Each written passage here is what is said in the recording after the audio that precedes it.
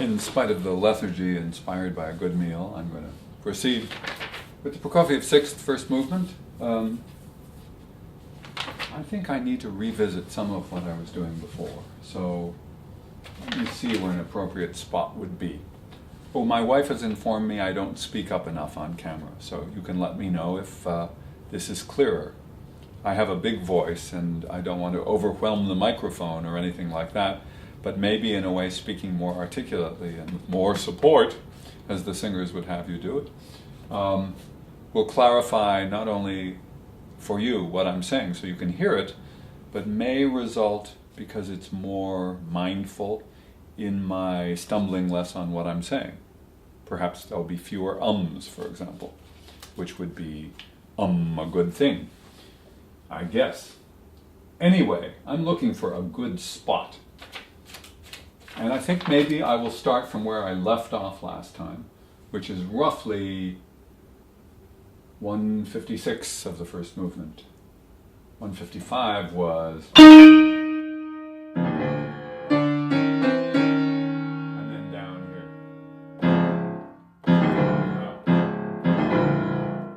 Yes.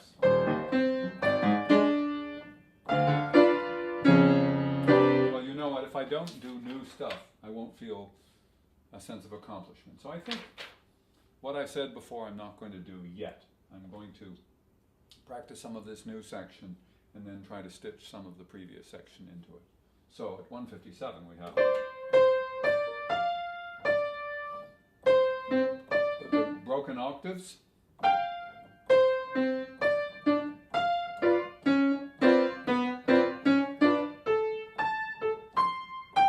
Okay, that's interesting because he's combining, as he is wont to do, several thematic elements. The second theme, interestingly, at pitch, the poco più mosso of measure 40 starts on C.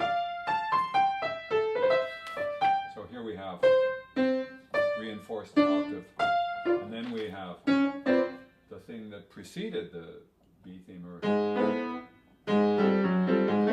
that material.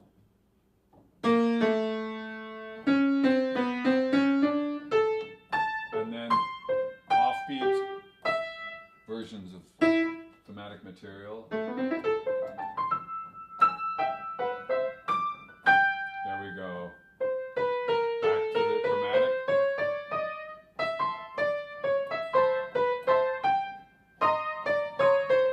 And so on. So we have this interspersing of different thematic elements.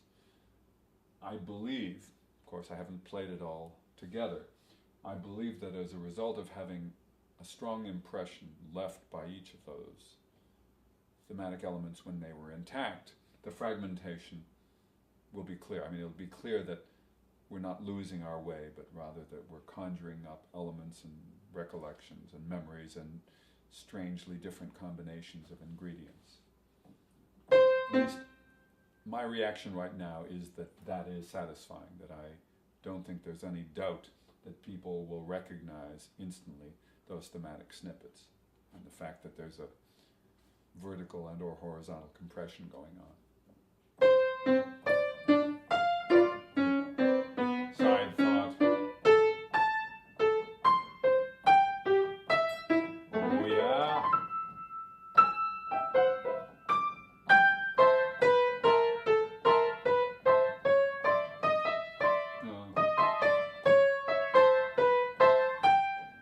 And so on.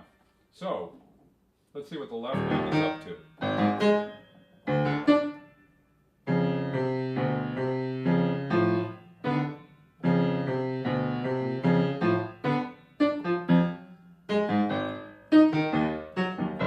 Again, some material just tells you, don't try to play this without knowing where you're going. You need to know where you're going for stuff like this, or you'll miss it, or you'll stall. So if I told myself, for example, F to A flat, E flat to F sharp,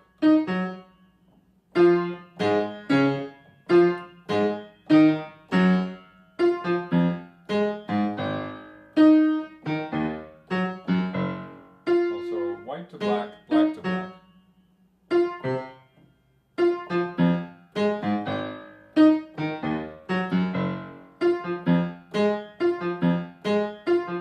It doesn't hurt to tell myself things like, oh, after F, the A flat is a third or a tenth up. Right there.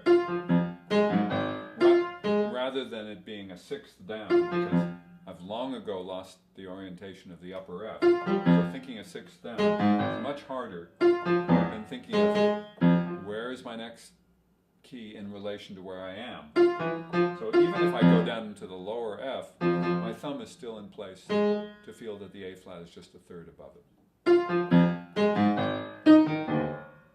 And it's a sequence. The relationship is the same. So when I'm on E flat, the next note is just a G flat. So, and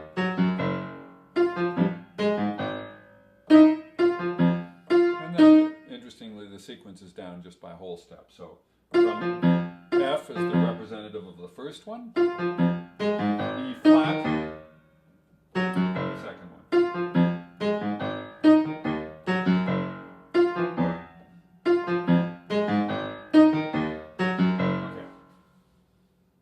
So what's happening in the right hand?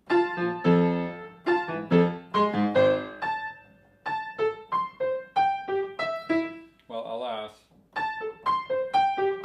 there's no symmetry going on. There's no real mirroring because although the right hand also has octaves, it's playing melodic things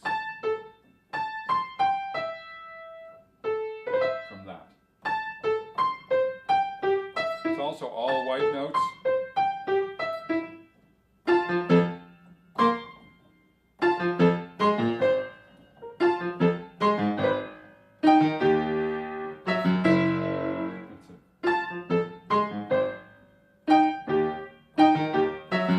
Funny how when I practice the left hand with full awareness of where I was going, of how the parts related to one another, and then I added the right hand, that consciousness just disappears.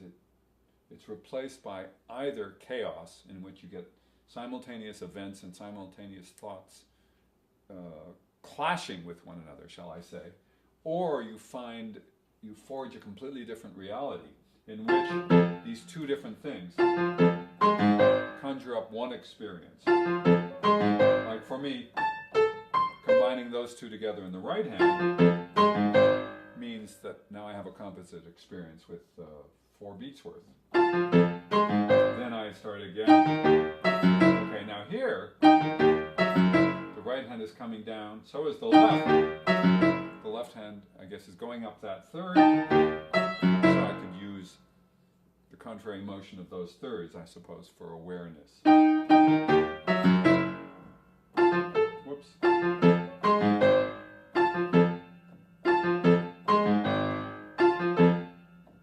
little too fast. See, I find it difficult to find that E flat, so I'm just going to yell at myself, E flat. E flat. And let's do it again. E flat. G. Up a third, down a fourth. E flat.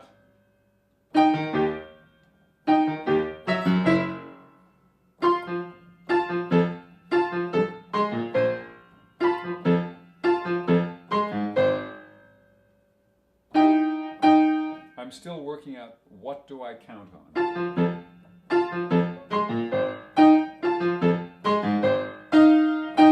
Finding that G, for example, I either have to stare at it or make sure that I'm aware of how I find it by feel. So, didn't find it. I was all set to stop and say, am I over G? But I didn't. I know I'm over G now. Boy, would have I ever been embarrassed had I not been.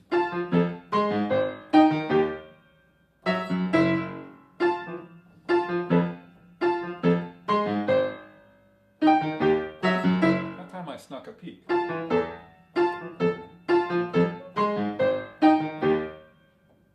It surprised surprising how just that little bit of giving up of position makes me a little nervous.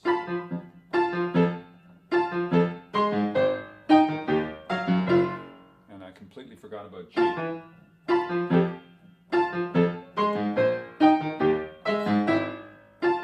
I know, it's wrong.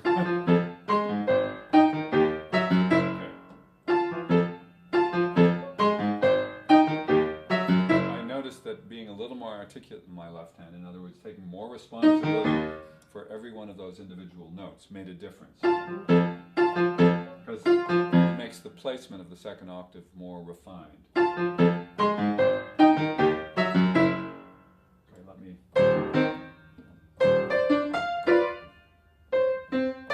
proceed though.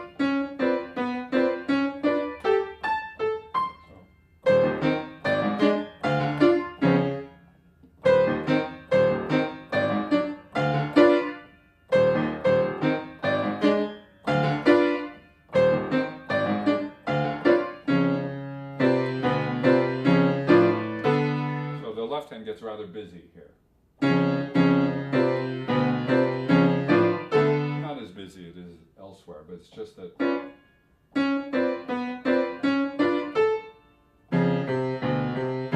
he plays 3/6 in a row, or this is spelled as an augmented fifth, but who's counting?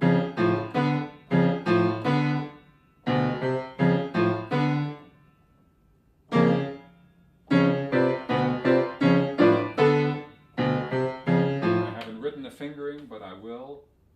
2, 2, 1, 1, 2, 5, 1, 4, 1, 2, probably. For me, I could move my hand over, but I'm not going to bother.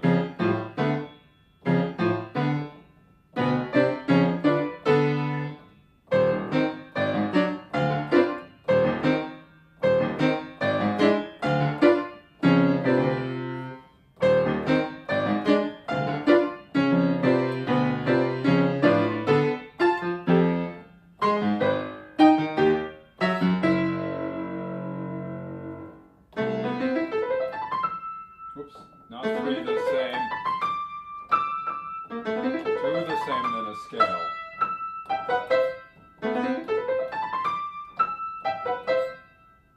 1, 1, 2, 3, 4, 1.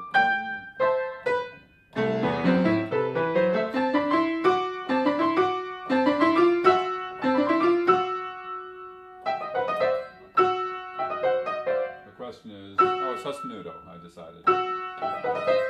A very easy one in this case.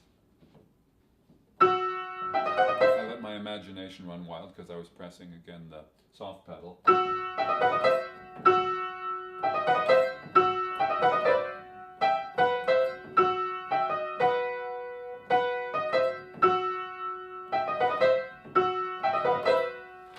had written fourth finger.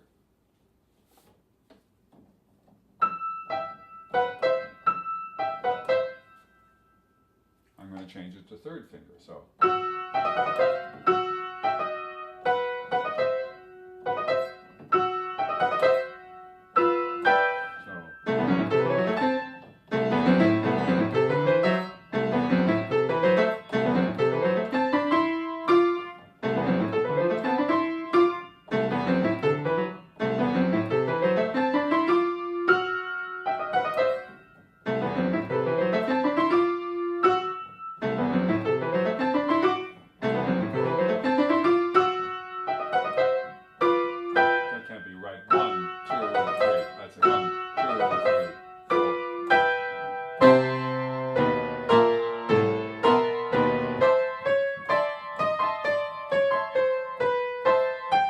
Lots of that before.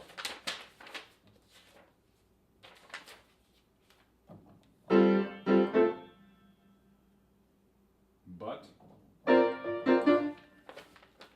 way back when we first had the alternating hand version, maybe 24 and beyond. But here we have single hand version. Okay, nicely the up chord here, the A minor stays.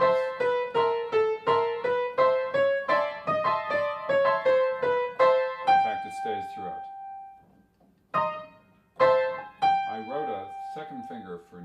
observable reason, in 168 on the G, my hand certainly isn't over the second, so I can only imagine. I cannot imagine why I wrote it. Unless I meant it for the next chord.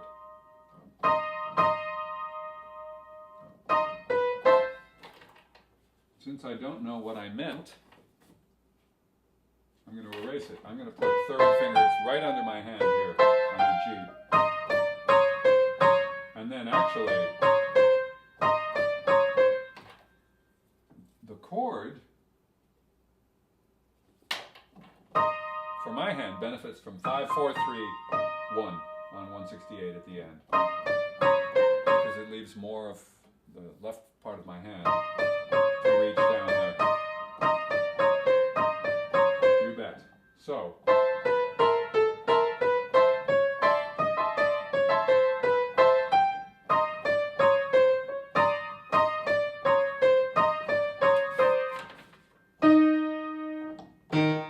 okay, page turn. I don't want to deal with it yet.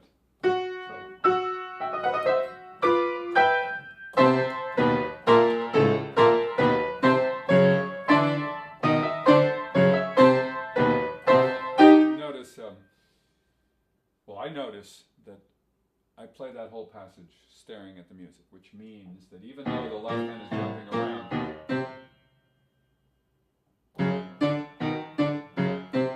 I haven't finished my thought yet, not out loud, that it's playable enough.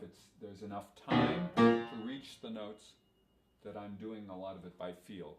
Doesn't mean I will end up performing it by feel, but it does mean that I don't have to worry about it the same way I worried about the previous passage where I was busy or doing this kind of stuff. That needed, I suppose it would be possible to build that up. I'm just challenging myself now. Yes, that's possible. But the payoff is much more immediate for something like that when you're able to just sneak a peek. In this case, I don't much care. So I just file that away.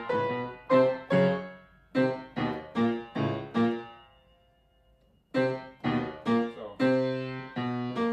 all these octave displacements take what would be a perfectly ordinary chromatic. And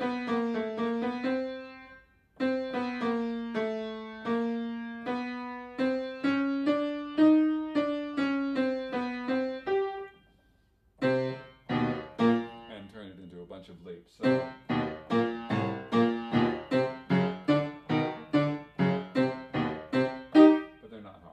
so anything I can generalize. 6 to an octave, 6 to an octave, 6 to an octave, 5th to an octave, 3rd to an octave, 5th to an octave, 6th to an octave. What can I say about that? I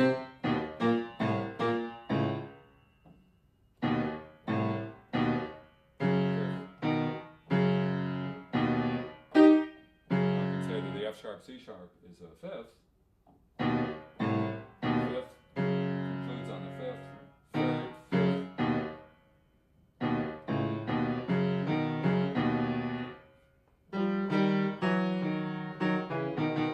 I mean, it's sort of horn 50.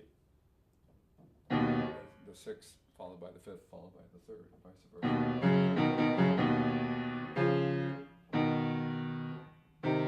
Yeah. Okay, that's one way of thinking of it.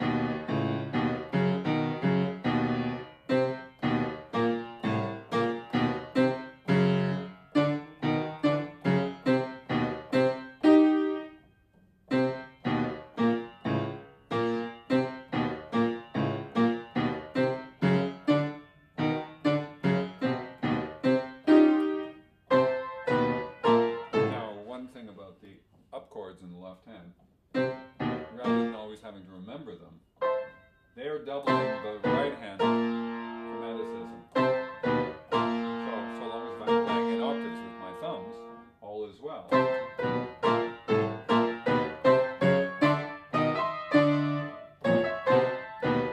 It makes it much easier when there's a real coordination between the hands that simplifies your thought process and your gestural process.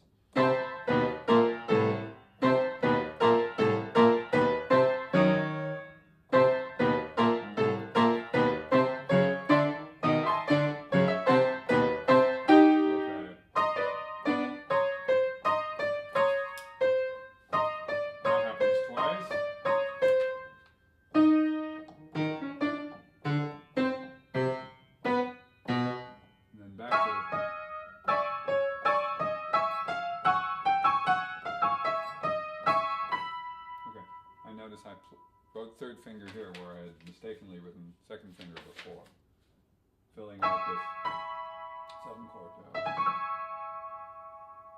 C sharp minor plus its 7th. But the recurrence again kind of plays itself. The pattern is good. This is always funny when he displaces. Or does he? Yeah, what he's doing, he's putting the accent on the single lower note, and the octave is actually in the preparation. So if I look at them, these notes the way they occur, especially starting at the top of the page, it's going up 7ths, but conceptually that's ridiculously complicated compared with going down an octave. So I have a preparatory E flat octave, so I just go down the octave. So I have to keep track of the fact that there's one black note, then it's all white notes. Piece of cake. Okay, the left hand, what does it do that makes life complicated?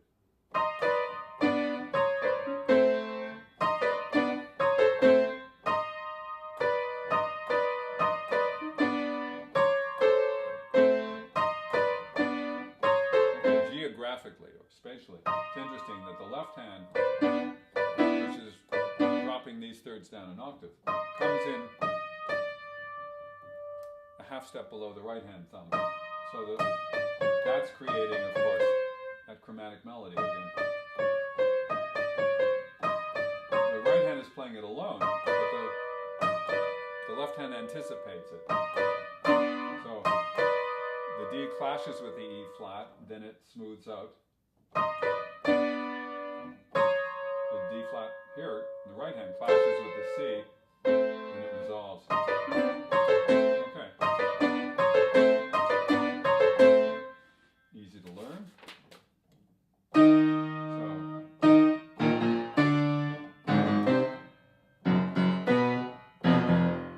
So what's this left hand doing?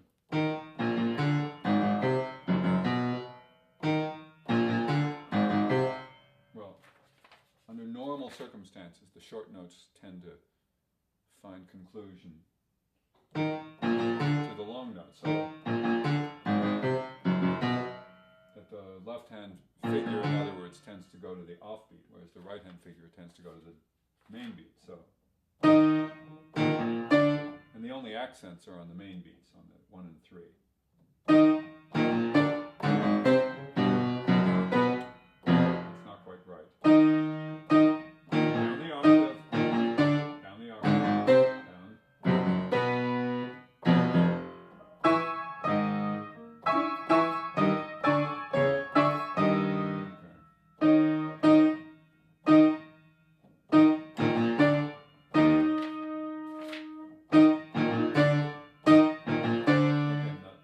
Notes of the left hand are the same as the notes of the right hand, so it's easier for the right hand to keep track.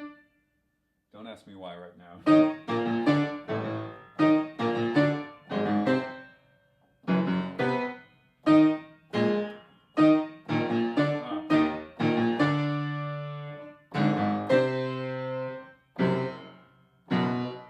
That's not right.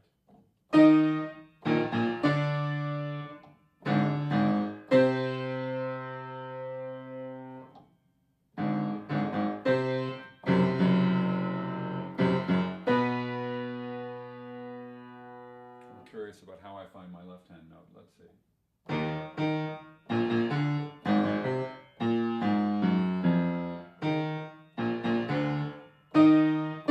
Okay.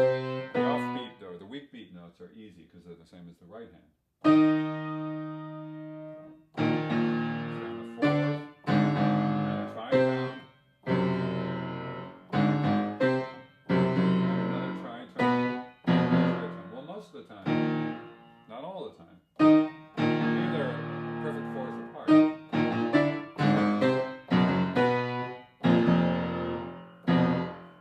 trouble keeping track of that, let me look for other ways. It has all the black notes. That's useful.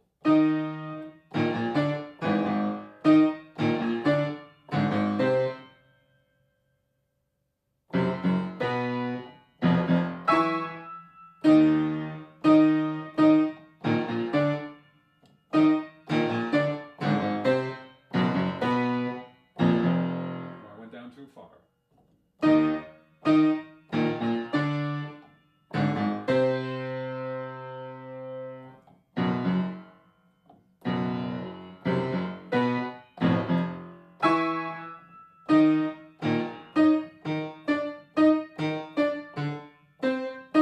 Oh well. I have to remind myself this is not. This is more or less diatonic writing. So I have a half step and a whole step and a half step. I've got a hybrid experience. C minor is here. So and this is like I'm unwilling to generalize yet.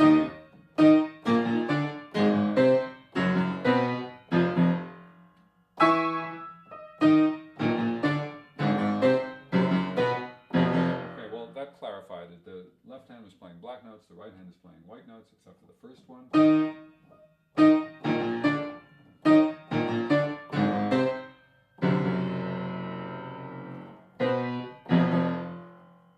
That's a shock.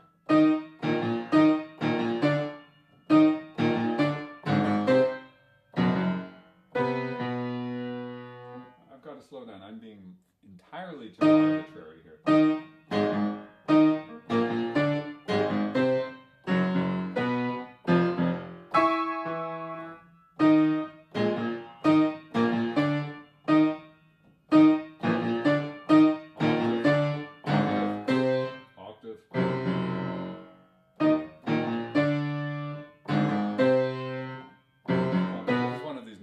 Things that I hadn't bothered to tell myself that you may have noticed by now. Whatever note the left hand leaves, its up note is the note the right hand takes. It's just so incredibly simple. Did I notice it? Not till now. So, D, C, C.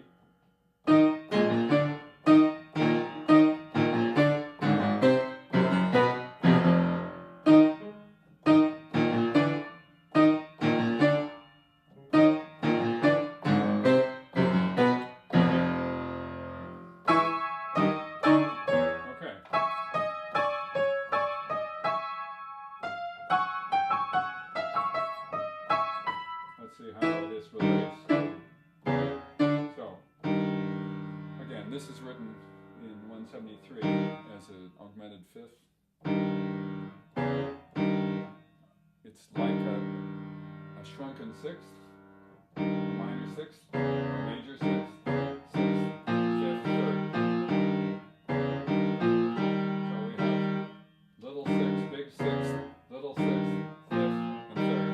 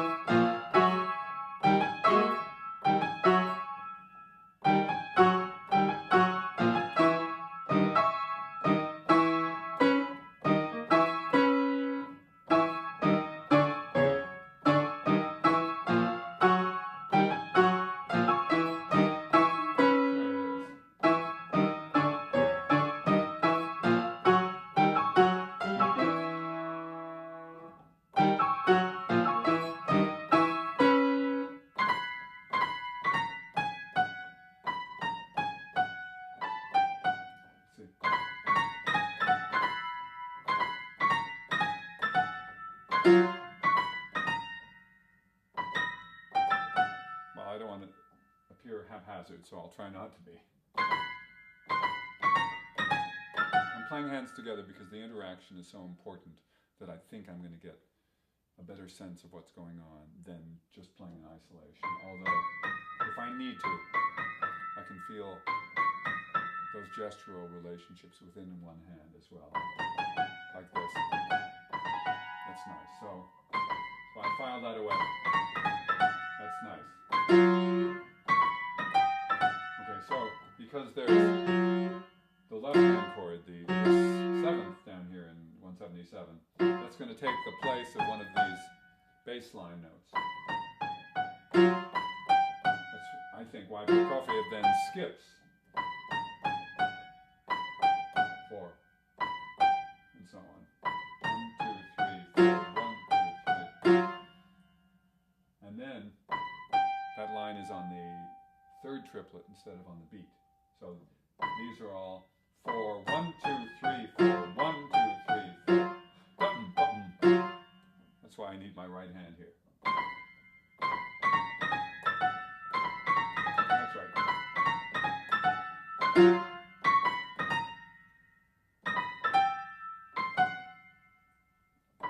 Too much to look at. I had to remind myself, chord, go down to G.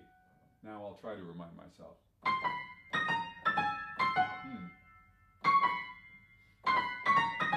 There we go.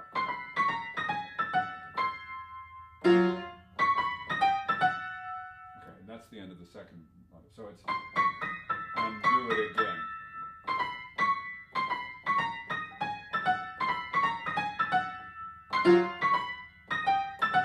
Okay, if I let the right hand figure dominate, at least in my thought, that's the recurrence, the melodic recurrence. It's so the fact that the left hand is not playing along either distracts me or is incidental. So in other words, when it's supporting nicely, playing nicely as it were, it just does what it does. Okay, and what I was doing, I was letting this become too big an event. 1, 2, 3, 4 is the way I should have thought of it. So 1, 2, 3, 4, 1, 2, 3, 4. And then the skip note helps to satisfy the need for harmonic completion and melodic completion. There it is.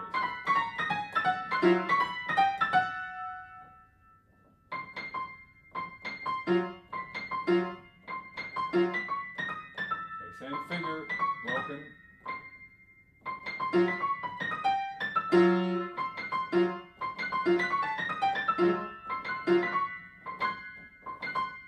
I need a little strategy for repeating the fifth finger.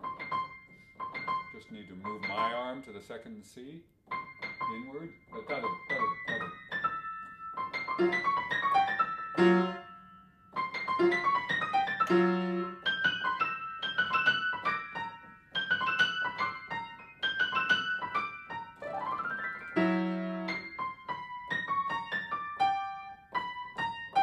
Okay.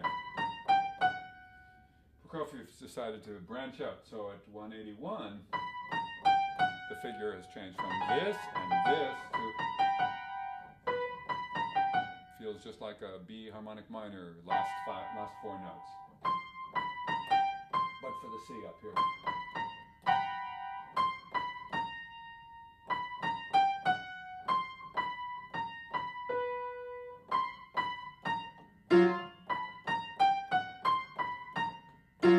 So let's see how that fits. So.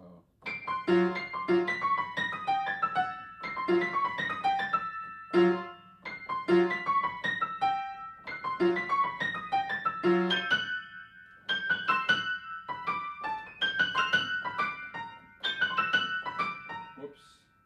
Yeah, that's right.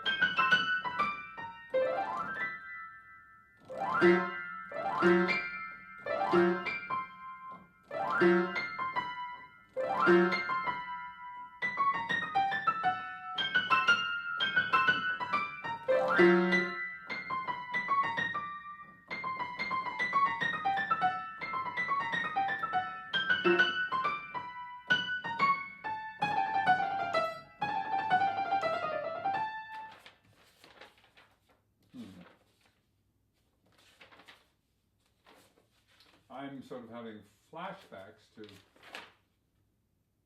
that section. I guess I come through here more recently than I imagined, and I've just jumped back. So I'm jumbling up several days worth of experiences. These, which I remember talking about and investigating, they happen only here. And I imagined, this is a memory can play tricks on you, I imagined I had experienced them elsewhere. So, go figure. Let me go back to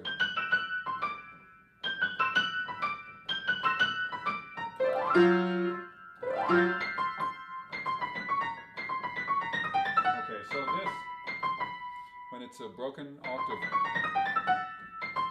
the left-hand note is always the B below the C. And then regardless what happens down here. For example, when it's, and this plays all the black notes, it's still a B to start. That doesn't change. B.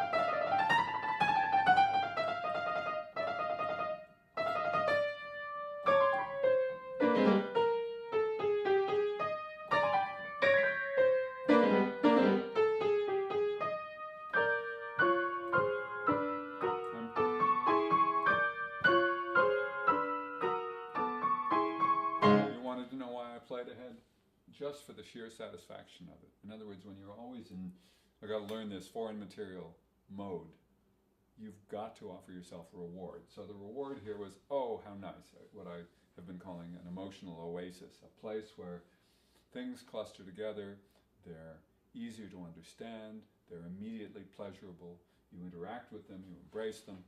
That's a very important quality. Even the more phonetic writing has to end up being that way, but until it is, it's not yet quite your friend. Whereas this stuff was close to being my friend, even though we haven't known one another that long. So, let me go back to some of that stuff. The glissandi, not that the glissandi are hard, it's that it's distracting, moving all over the keyboard that quickly. Especially staring at the music at the same time,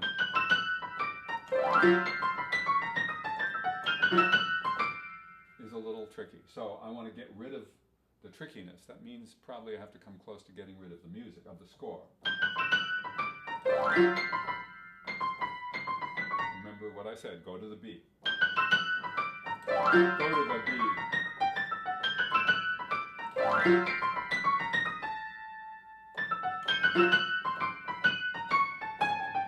So the nice thing there is, it wasn't a perfect memorization job or anything like that, but I felt freer because I knew basically what the decisions were, that I could bring my left hand to the right place, that there was a relative sense of confidence about it. That's what I'm searching for. So.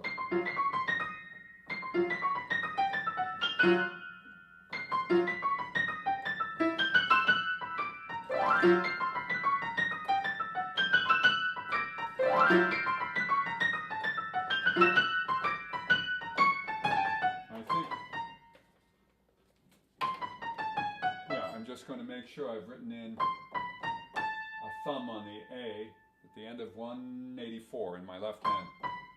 It helps to set up these figures. Little detail, but useful. So.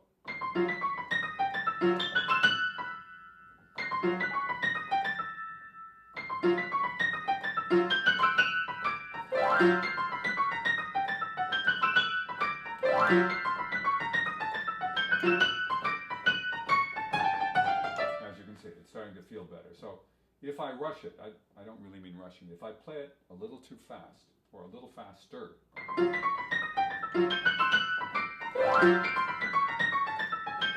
not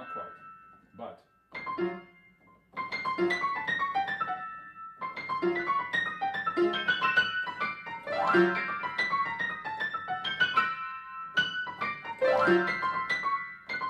to B.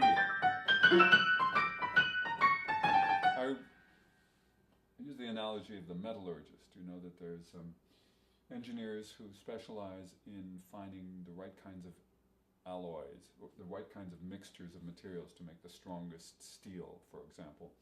And they will test their steel to see when it breaks. What kind of a load will it accept? How much bending will it accept before it breaks? And they will test it until it breaks. They will test it to the point of failure. Olympic athletes who do high jumping and the like will jump to the point of failure. And weightlifters will lift until they can lift no further, unless they say, look, I've already won, there's nothing to be served by pushing further. So I want to know what I can comfortably count on. So I always want to go beyond in terms of tempo or in terms of mental and emotional and physical demands, so that I know that I'm well within my realm.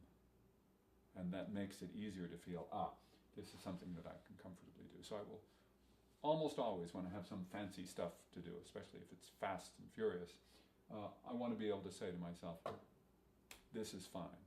This is not testing me right to my limit, because quite frankly, my limit will change depending on the moment, the piano, the environment, how my body feels, how my mind works. And I need to have a range of possibilities, all that give me a basic sense of confidence that at least a relatively appropriate version of me and my performance will show up. So I need to know that.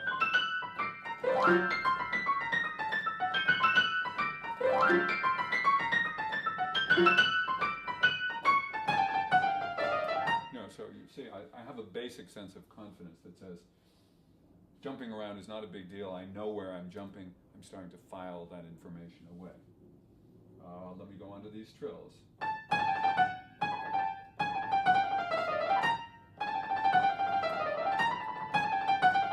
I want to make sure I play 3 repercussions instead of 2. I have to get used to what 7 notes sound like and feel like.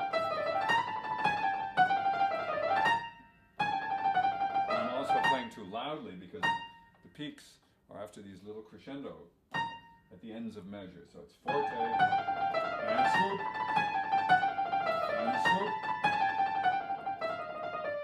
Oops.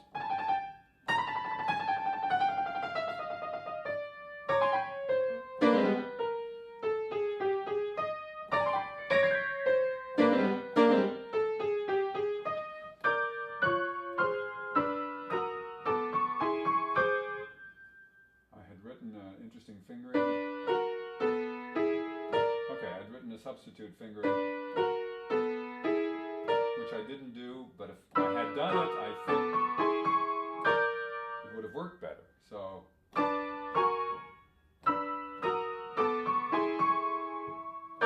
what I didn't work out is fingering in the right hand. This is a slightly tricky, tiny thing, but tricky nonetheless. I'm trying to go from G sharp, B sharp, this is measure 94 at the very end, to a C sharp while hanging on to the G sharp, and then go to D, G. Well, I could do it with 4 or 5, but that is so ungainly, and most people would hate that, myself included. The alternative is to just toss my hand, and I think that's what I'm going to end up with, is to not worry about it. Let my foot help. These are quarter notes, most of them. Yeah. This is not the time to be a purist about finger legato, which is a crazy concept anyway, at least in it, if you take it to extremes. And I've been using so much sostenuto pedal and other ways of interpreting Prokofiev's musical needs with the aid of my feet. So here should be no exception.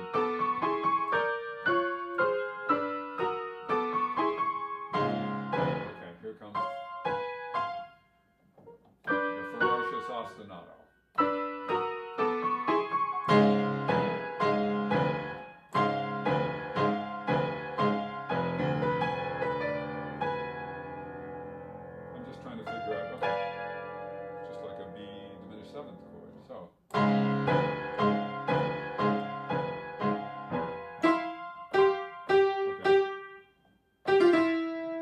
wonderful,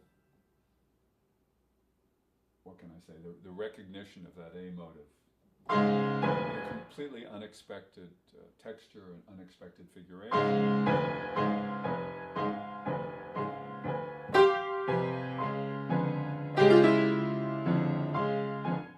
Okay. The first time, which is an eighth note with a staccato marking, a sharp staccato, I can isolate very well. The second one, he's actually added a pedal marking on the end of the E, or one of those endless ties. So it's sharp.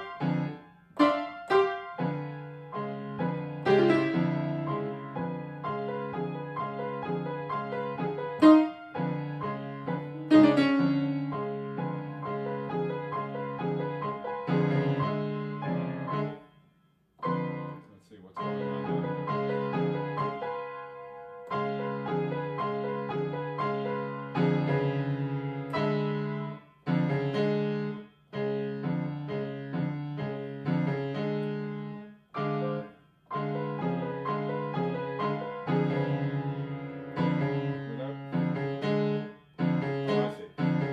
I chose a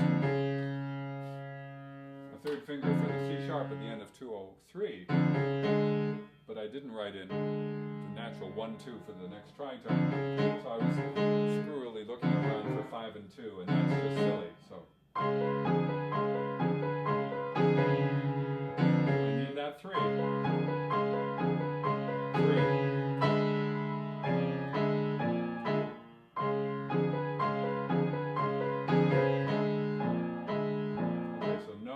Motivic stuff in here. At least none of the A. That.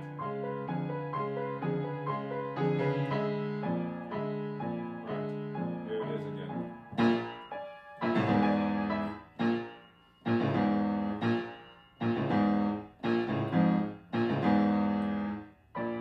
Try that again.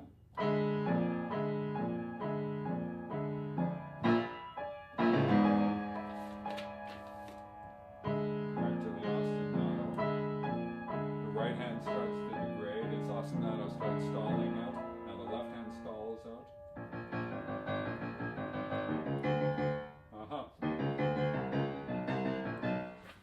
I've written in a fingering. The fingering is designed here to take the surprising combinations of notes or sensations and make sense of them physically. So 3, 3, 3, 3, 2, 1.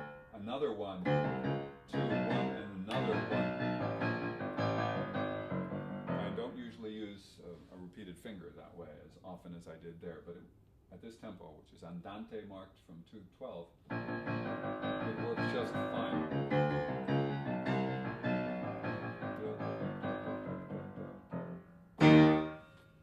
And there I am at the recapitulation.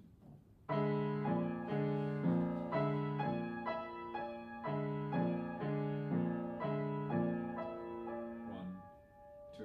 1, 2. That's right.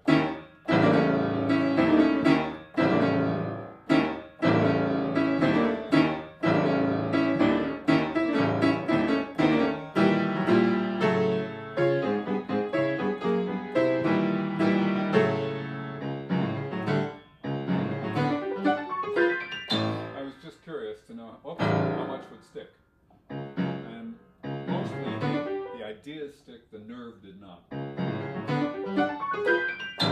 Okay, it will. Okay, I'm going to stop here briefly, and what I promised myself before I'm going to do, I'm going to review some of what I did, but I'm going to go back to before that, because the most challenging section for me for this movement is that whole middle. From shortly after più mosso del tempo primo, but maybe a little bit beyond that, a couple of pages beyond that. So we'll see you soon.